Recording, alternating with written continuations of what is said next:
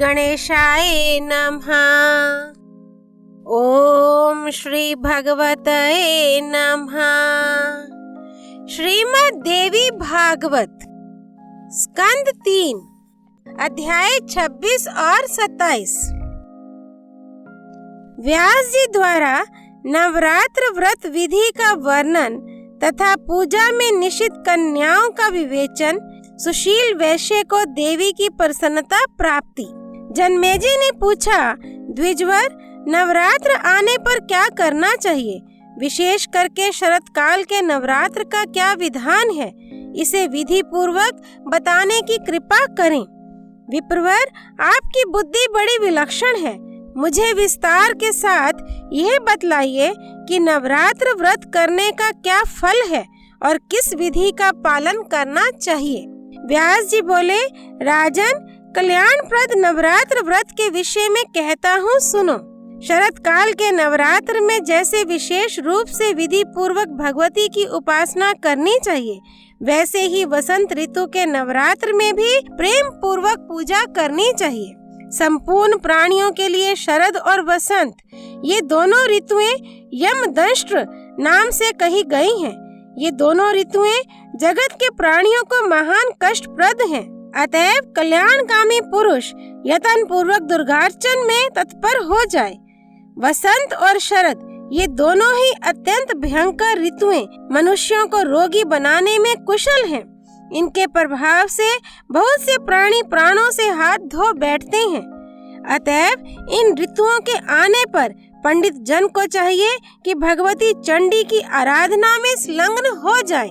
राजन, चैत्र और आश्विन के पवित्र महीनों में भक्ति पूर्वक ये पूजा होनी चाहिए। अमावस्या के दिन ही उत्तम सामग्री एकत्रित कर लेनी चाहिए। उस दिन एक ही बार हविष्य अन्न का भोजन करे।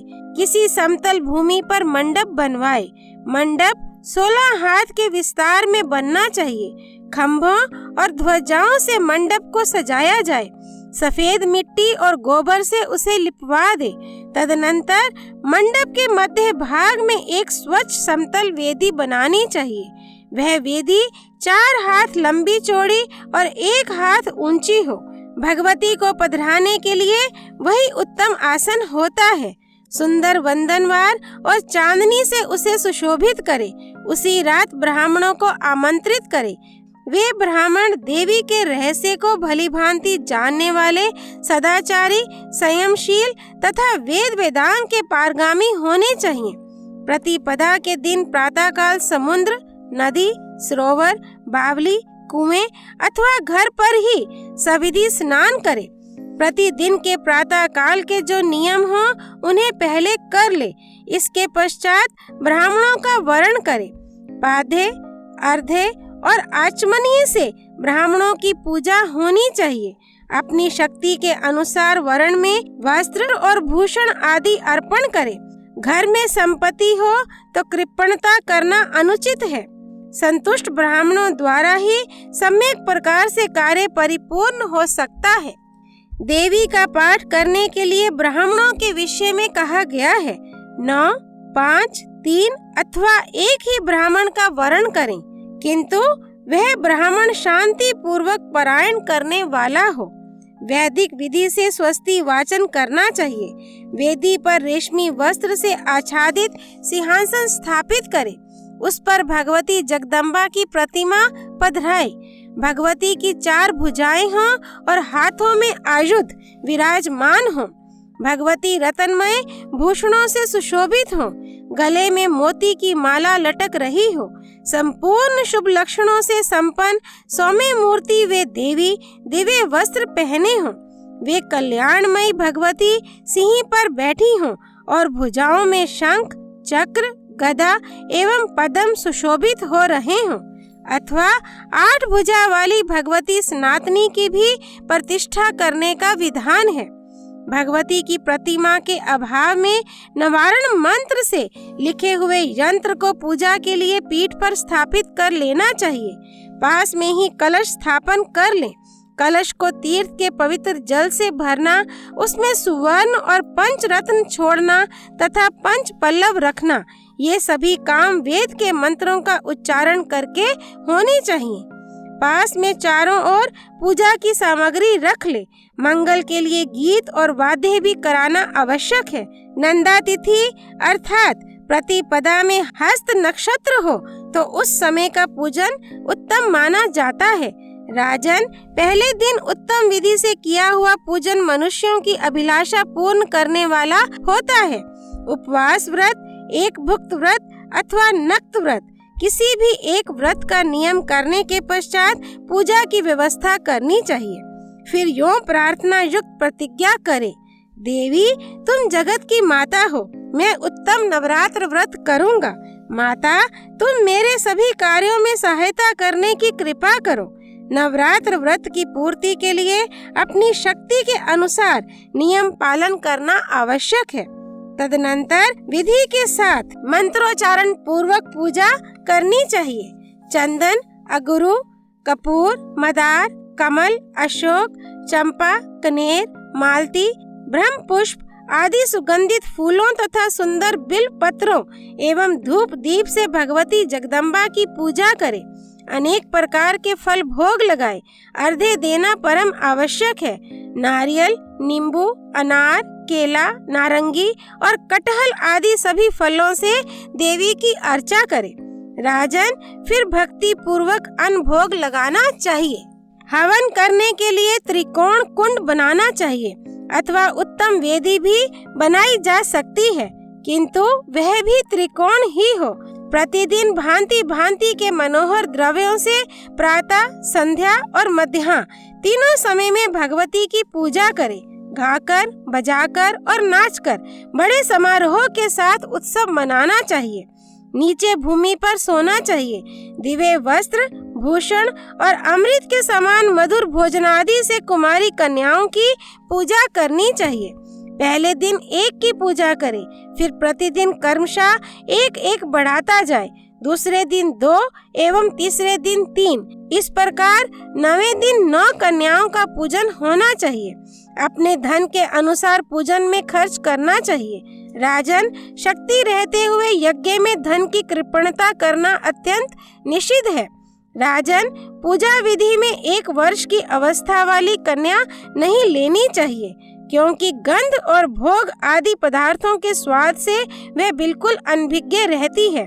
कुमारी वही कहलाती है जो कम से कम 2 वर्ष की हो चुकी हो।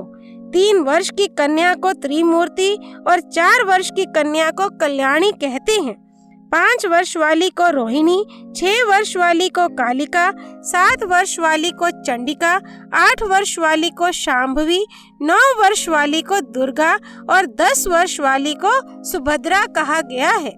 इससे ऊपर अवस्था वाली कन्या की पूजा नहीं करनी चाहिए। वह सभी कार्यों में निंदे मानी जाती है।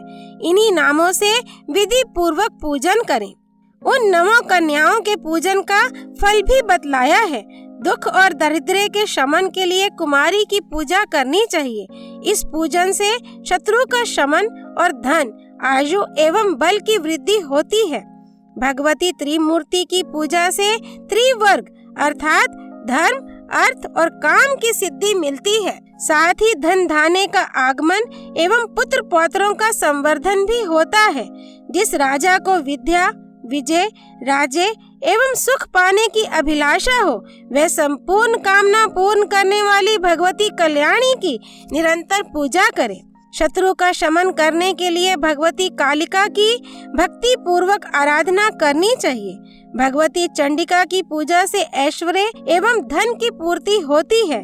राजन, किसी को मोहित करने, दुख दरिद्र को हटाने तथा संग्राम में विजय पाने के लिए भगवती शांभवी की सदा पूजा करनी चाहिए। किसी कठिन कार्य को सिद्ध करते समय अथवा यदि दुष्ट शत्रु का संहार करना हो तो भगवती दुर्गा की पूजा करनी चाहिए।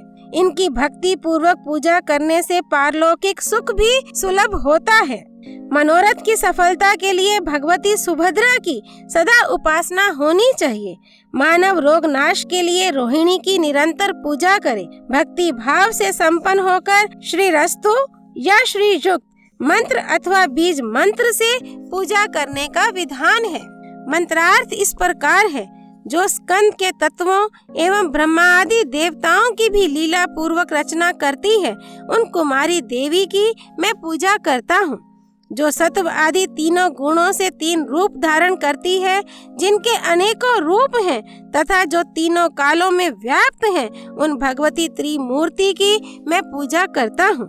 निरंतर सुपूजित होने पर भक्तों का कल्याण करना जिनका स्वभाव ही है, उन संपूर्ण मनोरथों को पूर्ण करने वाली भगवती कल्याणी की मैं पूजा करता हूँ। जो संपूर्ण प्राणियों के संचित बीजों का रोपण करती हैं, उन भगवती रोहिणी की मैं उपासना करता हूँ। कल्प के अंत में चराचर सहित अखिल ब्रह्मांड को जो अपने में विलीन कर लेती हैं, उन भगवती कालिका की मैं पूजा करता हूँ। जिनका रूप अत्यंत प्रकाशमान है, जो चंड एवं मुंड का संहार करने वाली हैं, तथा जिनकी कृपा से घोर पाप तत्काल नष्ट हो जाता है, उन भगवती चंडिका की मैं पूजा करता हूँ। वेद जिनके स्वरूप हैं, वे ही वेद जिनके प्राकट्य के विषय में कारण का अभाव बतलाते हैं, तथा सबको सुखी बनाना जिनका स्वाभाविक गुण है, उन भगवती शांभवी की मैं पूजा करता हूँ। जो भक्त को सदा संकट से बचाती हैं, दुख दूर करने में जिनका मनोरंजन होता है, तथा देवता लोग भी जिन्हें जानने में असमर्थ हैं, उन भगवती दुर्गा की मैं पूजा करता हूँ। जो सुपूजित होने पर भक्तों का कल्याण करने में सदा संलग्न रहती हैं, उन अशुभ विनाशिनी भगवती सुभद्रा की मैं पूजा करता हूँ। पंडित जन इन्हीं मंत्रों से कन्याओं की पूजा करें। वस्त्र, भूषण, माला और चंदन आदि श्रेष्ठ वस्तुओं से पूजन करना चाहिए। व्यास जी कहते हैं, जिसके शरीर में किसी अंग की कमी हो, जिसके अंग में कहीं छिद्र हो, तथा जो दुर्गंध युक्त एवं नीच कुल में उत्पन्न हुई हो, ऐसी कन्या को पूजा में नहीं लेना चाहिए। जन्म से अंधी, तिरछी नजर से ताकने वाली, कानी, कुरूपा, बहुत रोम वाली, रोगणी तथा रजस्वला कन्या का पूजा में परित्याग कर दे। जो अत्यंत दुर्बल हो, जिसकी 1 वर्ष के भीतर उत्पत्ति हुई हो, विधवा स्त्री से जिसका जन्म हुआ हो, तथा विवाह से पहले ही माता जिसे जन्म दे चुकी हो, ऐसी कन्याएं संपूर्ण पूजाओं में त्याज्य हैं। किसी प्रकार के रोग से रहित, श्रेष्ठ रूप वाली, सुंदरी, छिद्र रहित तथा अपनी माता एवं पिता से उत्पन्न कन्या का ही सम्यक प्रकार से पूजन करना चाहिए। सभी कार्य की सिद्धि के लिए ब्राह्मण की कन्या, युद्ध में विजय पाने के लिए क्षत्रिय की कन्या तथा व्यापार में लाभ के लिए वैश्य अथवा शूद्र की कन्या का पूजन करना चाहिए, ऐसी मान्यता है। ब्राह्मण और क्षत्रिय ब्राह्मण की कन्या की पूजा करें। वैश्य के लिए ब्राह्मण, क्षत्रिय और वैश्य इन तीनों वर्णों की कन्या की पूजा करने का विधान है। शूद्र के लिए चारों वर्णों की कन्याएं पूजनीय हैं। शिल्प कर्म करने वाले मनुष्य यथा योग्य अपने अपने वंश की कन्याओं का पूजन करें। नवरात्र विधि से भक्ति पूर्वक निरंतर पूजा होनी चाहिए। यदि नवरात्र में प्रतिदिन पूजा करने के लिए असमर्थ हो, तो अष्टमी के दिन विशेष रूप से पूजन करना परम आवश्यक है। प्राचीन समय की बात है, दक्ष के यज्ञ को विध्वंस करने वाली भगवती भद्रकाली का अवतार अष्टमी को हुआ था। उनकी आकृति बड़ी भयंकर थी। उनके साथ करोड़ों योगिनियां थीं। अतएव भांति भांति के उपहारों, गंध एवं मालाओं द्वारा अष्टमी को विशेष विधान के साथ भगवती की निरंतर पूजा करनी चाहिए। उस दिन हविष्य, हवन, ब्राह्मण भोजन तथा फल पुष्प का उपहार दान आदि कार्यों से भगवती जगदम्बा को प्रसन्न करें। राजन, यदि पूरे नवरात्र में उपवास व्रत ना कर सकता हो, तो 3 दिन उपवास करने पर भी मनुष्य यथोक्त फल का अधिकारी हो जाता है, ऐसा कथन है। सप्तमी, अष्टमी और नवमी इन 3 रातों में उपवास करके देवी की पूजा करने से सभी फल प्राप्त हो जाते हैं। देवी पूजन, हवन, कुमारी पूजन और ब्राह्मण भोजन इन 4 कार्यों के संपन्न होने से सांगोपांग नवरात्र व्रत पूरा होता है, ऐसी उक्ति है। जगत में अन्य जितने व्रत एवं विविध प्रकार के दान हैं, वे इस नवरात्र व्रत की तुलना कदापि नहीं कर सकते। क्योंकि ये व्रत धन एवं धान्य प्रदान करने वाला, सुख और संतान बढ़ाने वाला, आयु और आरोग्य वर्धक तथा स्वर्ग और मोक्ष तक देने में समर्थ है। अतएव जिसे विद्या, धन या पुत्र पाने की इच्छा हो, वह मनुष्य इस सौभाग्यदायी मंगलमय व्रत का विधिवत अनुष्ठान करे। विद्या की अभिलाषा रखने वाले पुरुष को इस व्रत के प्रभाव से संपूर्ण विद्याएं सुलभ हो जाती हैं। जिसका राज्य छिन गया हो, ऐसे नरेश को पुनः गद्दी पर बैठाने की क्षमता इस व्रत में है। ये सर्वथा सत्य है। जिन्होंने पूर्व जन्म में इस उत्तम नवरात्र का पालन नहीं किया है, वे ही दूसरे जन्म में रोगी, दरिद्र और संतानहीन होते हैं। जो स्त्री वंध्या, विधवा अथवा धनहीन है, उसके विषय में ऐसा अनुमान कर लेना चाहिए कि अवश्य ही इसने पूर्व जन्म में नवरात्र व्रत नहीं किया है। जिसने जगत में आकर उक्त नवरात्र व्रत का पालन नहीं किया, वह कैसे धनी हो सकता है तथा कैसे उसे स्वर्ग में जाकर आनंद भोगने की सुविधा मिल सकती है। जिसने कोमल बिल पत्रों में रक्त चंदन लगाकर उनसे भवानी की पूजा की है, वही पृथ्वी पर राजा होता है। भगवती कल्याण स्वरूपनी है, इनका कभी जन्म मरण नहीं होता। दुख दूर करने में ये सदा तत्पर रहती हैं। सिद्धि प्रदान करने वाली ये देवी जगत में सबसे श्रेष्ठ हैं। जिस मनुष्य ने इनकी उपासना नहीं की, वह निश्चय ही इस जगत में दुखी, शत्रुग्रस्त एवं दरिद्र होता है। ब्रह्मा, विष्णु, शंकर, सूर्य, अग्नि, वरुण, कुबेर एवं इंद्र प्रभृति देवता बड़े हर्ष के साथ जिनका ध्यान करते हैं, उन्हीं भगवती चंडिका को मानव क्यों नहीं भजते। मन्नु ने कहा है कि इनके स्वाहा और स्वधा इन नामों का उच्चारण करने से देवता और पितर तृप्त हो जाते हैं। इसी से श्रेष्ठ मुनिगण संपूर्ण यज्ञों में हर्ष पूर्वक मंत्रों के साथ इसका प्रयोग करते हैं। जिनकी इच्छा से ब्रह्मा इस जगत की सृष्टि करते हैं, विष्णु अनेक अवतार धारण करके पालन करते हैं तथा शंकर संहार करने में तत्पर होते हैं, उन कल्याणदायिनी भगवती को मानव क्यों नहीं भजता। नर, नाग, पक्षी, पिशाच, राक्षस और देवता, इनमें कोई एक भी ऐसा नहीं है जिसमें भगवती की शक्ति ना हो और वह हिलडुल तक सके। घर घर की यही स्थिति है। मंगलमयी भगवती चंडिका संपूर्ण कामनाएं सिद्ध कर देती हैं। धर्म, अर्थ, काम और मोक्ष, इन चारों फलों की अभिलाषा करने वाला कौन ऐसा पुरुष है जो उन भगवती की उपासना ना करे अथवा उनके व्रत से वंचित रह जाए। महान से महान पापी भी यदि नवरात्र व्रत कर ले तो संपूर्ण पापों से उसका उद्धार हो जाता है। प्राचीन समय की बात है, एक निर्धन वैश्य था। वह महान दुखी था। राजन कौशल देश के किसी सज्जन ने उसका विवाह भी कर दिया था। उसके बहुत से बाल बच्चे हो गए थे, पर उनकी क्षुधा कभी शांत नहीं होती थी। उसके लड़के सायंकाल में किसी प्रकार कुछ भोजन पाते थे। वैश्य भी कुछ खा लेता था। भूखे रहते हुए वह सर्वदा दूसरे के कार्य में तत्पर रहता था। यूं बड़ी कठिनता से कुटुंब का भरण पोषण चलता था। उस वैश्य के मन में अपार चिंता रहती थी, परंतु वह सदा धर्म में तत्पर रहता था। उसकी इंद्रियां शांत थी। वह बड़ा सदाचारी था, कभी झूठ नहीं बोलता था। उसके मन में क्रोध नहीं आने पाता था। वह सदा धैर्य से काम लेता, मन में अहंकार और डाहा नहीं आने देता था। देवताओं, पितरों और अतिथियों की पूजा करने के पश्चात अपने आश्रित जनों को खिलाकर तब स्वयं कुछ भोजन करता था। ये उस वैश्य के प्रतिदिन का नियम था। यूं उसका समय व्यतीत हो रहा था। उत्तम गुणों के कारण उसका नाम भी सुशील रख दिया गया था। दरिद्रता से अत्यंत घबराकर उस भूखे वैश्य ने एक शांत स्वभाव मुनि से पूछा। सुशील ने कहा, ब्राह्मण देवता, तुम्हारी बुद्धि बड़ी विलक्षण है। आज मुझ पर कृपा करके यह बताओ कि मेरी दरिद्रता निश्चय पूर्वक कैसे दूर हो सकती है। मानद, मुझे धन की इच्छा नहीं है। मैं खूब संपन्न हो जाऊं ये नहीं चाहता। द्विजवर, तुमसे पूछने का मेरा इतना ही अभिप्राय है कि कुटुंब का भरण पोषण करने की शक्ति मुझ में आ जाए। मेरी छोटी बच्ची और बच्चे भोजन पाने के लिए सदा रोते रहते हैं। घर में इतना भी अन्न नहीं है कि मैं उन्हें एक एक मुट्ठी भी दे सकूं। रोते हुए मेरे बालक घर से निकल गए, मैंने उन्हें त्याग दिया है, अतः अब मेरे हृदय में आग सी लग गई है।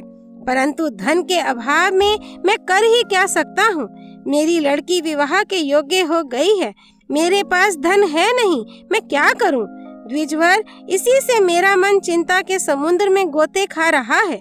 दयानिधे, तुमसे कोई बात छिपी नहीं है। विप्र, अब तुम तप, दान, व्रत, मंत्र एवं जप कोई भी ऐसा उपाय बताओ जिससे मैं अपने आश्रित जनों का भरण पोषण सुचारू रूप से कर सकूं। बस मुझे इतना ही धन चाहिए। अधिक धन के लिए मैं प्रार्थना नहीं करता। महाभाग, तुम्हारी कृपा से अब मेरा परिवार सुखी हो जाए। एतदर्थ सोच समझकर कोई उपाय बतलाओ। व्यास जी कहते हैं, राजेंद्र, इस प्रकार सुशील वैश्य के पूछने पर उत्तम व्रत का पालन करने वाले उस ब्राह्मण को बड़ी प्रसन्नता हुई। उसने वैश्य से कहा, वैश्यवर, तुम अब श्रेष्ठ नवरात्र व्रत करो। इसमें भगवती जगदम्बा की पूजा, हवन और ब्राह्मण भोजन कराना होगा।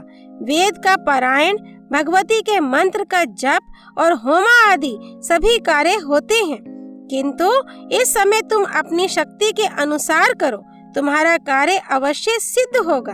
वैसे जगत में इससे बढ़कर दूसरा कोई व्रत नहीं है। इस परम पावन सुखदायी व्रत को नवरात्र व्रत कहते हैं। इस व्रत के सर्वदा पालन करने से ज्ञान और मोक्ष तक सुलभ हो जाते हैं। सुख और संतान की वृद्धि होती है तथा शत्रु के पैर नहीं टिक सकते। भगवान राम राज्य से च्युत हो गए थे, उन्हें सीता का वियोग हो गया था। उस समय किष्किंधा में उन्होंने ये व्रत किया था। उस अवसर पर सीता के विरह से भगवान राम अत्यंत संतप्त हो उठे थे। उन्होंने नवरात्र व्रत करके भगवती जगदम्बा की विधिवत उपासना की। तब उन्हें जनक नंदिनी सीता प्राप्त हुई। उन्होंने विशाल समुद्र पर पुल बांधा। महाबली रावण और कुंभकर्ण मारे गए। रावण कुमार मेघनाद की जीवन लीला समाप्त हुई। विभीषण को उन्होंने लंका का राजा बनाया। इसके पश्चात अयोध्या में आकर निष्कंटक राज्य भोगा। वैश्यवर, अमित तेजस्वी भगवान श्री राम को धरातल पर इस प्रकार की सुख सुविधा इस नवरात्र के प्रभाव से ही सुलभ हुई थी। व्यास जी कहते हैं, राजन, ब्राह्मण की यह बात सुनकर उस वैश्य ने उसे अपना गुरु बना लिया। साथ ही माया बीज नामक भुवनेश्वरी मंत्र की उससे दीक्षा ले ली। फिर नवरात्र व्रत करके संयम पूर्वक उत्तम भक्ति के साथ उसने जप आरंभ कर दिया। अनेकों प्रकार के सामान यथाशक्ति एकत्रित करके उनसे उसने भवानी की आदर पूर्वक पूजा की। 9 वर्षों के प्रत्येक नवरात्र में भगवती के माया बीज मंत्र का वह जप करता रहा। 9वें वर्ष के नवरात्र में अंतिम अष्टमी के दिन आधी रात के समय भगवती प्रकट हुई और उन्होंने उस वैश्य को अपने दर्शन दिए। साथ ही विविध प्रकार के वर देकर उसे कृतकृत्य कर दिया। अध्याय 26 और 27 संपूर्ण। माँ भगवती नवरात्र व्रत की जय। श्री भगवती देवी अर्पणमस्तु।